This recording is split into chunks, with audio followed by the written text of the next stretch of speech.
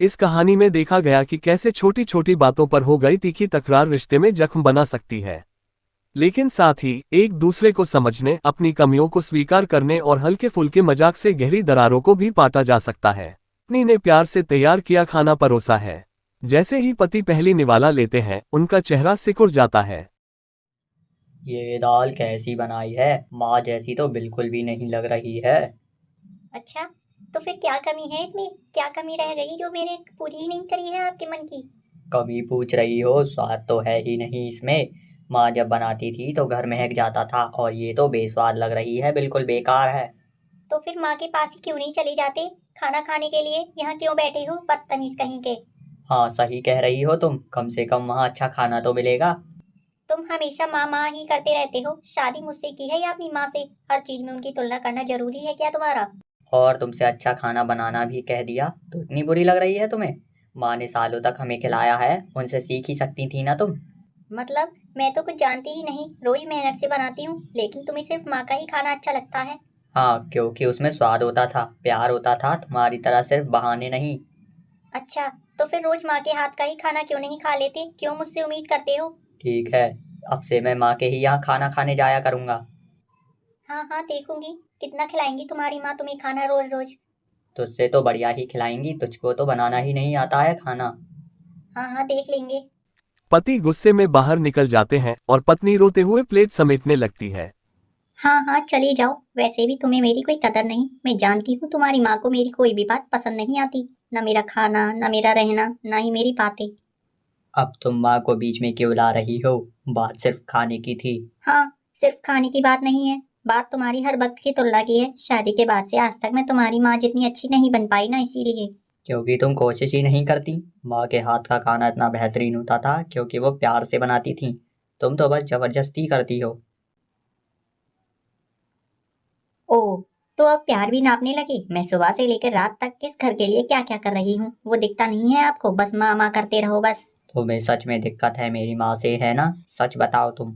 समस्या तुम्हारी माँ से नहीं, तुम्हारी सोच से है। तुम्हें लगता है कि शादी के बाद भी सब कुछ वैसे ही रहेगा जैसे पहले था, लेकिन अब ये घर मेरा भी है। अगर तुम्हें इतना ही बुरा लगता है तो क्यों रह रही हो इस घर में? बहुत अच्छा सवाल किया है तुमने बाबरे। शायद अब इस पर सोचना ही पड़ेगा मुझे।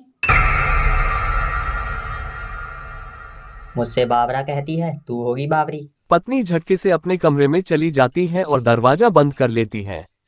पति गुस्से में बाहर निकल जाते हैं, जबकि घर में एक अजीब सा सन्नाटा छा जाता है। लेकिन दोनों के दिलों में ज्वाला धधक रही होती है। रात के 11 बजे के करीब जब घर में शांति की फुहार बिखर चुकी है, पति और पत्नी के मन में अपने अपने सवाल गूंजते हैं। गली में चलते हुए वो अपने बचपन की यादों में खो जाते हैं। हद है, एक खाना बनाने की बात पर इतना हंगामा! क्या मैंने सच में ज्यादा कह दिया?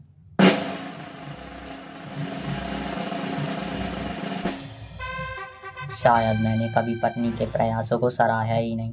क्या वो भी अपने तरीके से प्यार जताने की कोशिश कर रही थी? पत्नी अपने कमरे में अकेले बैठी होती है, आंखों में आंसू और दिल में दर्द लिए। वह सोचती है कि क्या रिश्ते में तुलना का जामुन सच में निभाया जा सकता है। क्या मैं ही गलत हूँ? क्या मैं सच में माँ जितनी नहीं बन सकती? लेकिन मैं तो अपनी पहचान रखना चाहती हूँ। मैं हूँ ना। लड़ाई के बाद पत्नी अपने कमरे में अकेली बैठी दिल भर के अपनी माँ को फोन करती है। अरे बेटा, इतनी रात को फोन, सब ठीक तो है ना? नहीं माँ, बिल्कुल भी ठीक नहीं है। आज फिर वही हुआ, वो फिर से माँ की तुलना करने लगी। अरे क्या हुआ? धीरे धीरे बता, रो मत। माँ, मैं कितना भी अच्छा बना लूँ, कितना भी कोशिश कर लूँ, लेकिन इन्हें हर चीज में अपनी माँ का ही स्वाद चाहिए। मैंने क्या गलती की है? शादी की है या हमेशा परीक्षा देने के लिए आई हूँ? ओहो, तो ये क्या बात है बेटा? तुम्हें हंसी आ रही है माँ? मुझे बताओ, क्या सच में मैं इतनी बुरी हूँ कि इनके लिए कुछ भी अच्छा नहीं कर सकती? बेटा, पहले गहरी सांस ले। देख, ये सब शादीशुदा जिंदगी का हिस्सा है। सच बताऊं तो तुम्हारा बापू भी ऐसा ही करता था, हर बार अपनी माँ की तारीफ ही करता था और मुझे नीचा ही दिखाता था। सच में? फिर आपने क्या किया माँ? पहले तो खूब लड़ती थी तेरी ही तरह, लेकिन फिर समझ आया कि असली मसाला क्या है।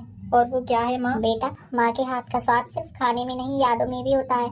वो बचपन की सुरक्षा, प्यार और अपनापन याद आता है। जब भी तुम्हारा पति कहता है कि माँ जैसा स्वाद नहीं, तो असल में वो बचपन के उन पलों को याद कर रहा होता है जब उनकी माँ उसे प्यार से खाना खिलाती थी। लेकिन माँ, मुझे भी तो दुख होता है ना? हाँ हाँ बेटा, होता होगा और होना भी चाहिए। इसका मतलब ये नहीं है कि तुम्हारा खाना बुरा है या तुम अच्छी पत्नी नहीं हो, बस ये दर्शाता है कि वह अभी तक अपनी माँ की यादों को भुलाया नहीं है। धीरे धीरे जब तुम अपने प्यार से उसे अपनाओगी तो एक दिन तुम्हारा बनाया खाना भी उतना ही पसंद आने लगेगा उसे। तो क्या मुझे चुप रहकर सब सहना चाहिए माँ? बिल्कुल नहीं बेटा, लेकिन लड़ाई से कुछ नहीं होगा। प्यार से समझाने की कोशिश करो, और हाँ, कभी कभी हल्का मजाक भी कर लेना चाहिए। हाँ हाँ माँ, सही कहा आपने, शायद मुझे अपना तरीका बदलना ही पड़ेगा।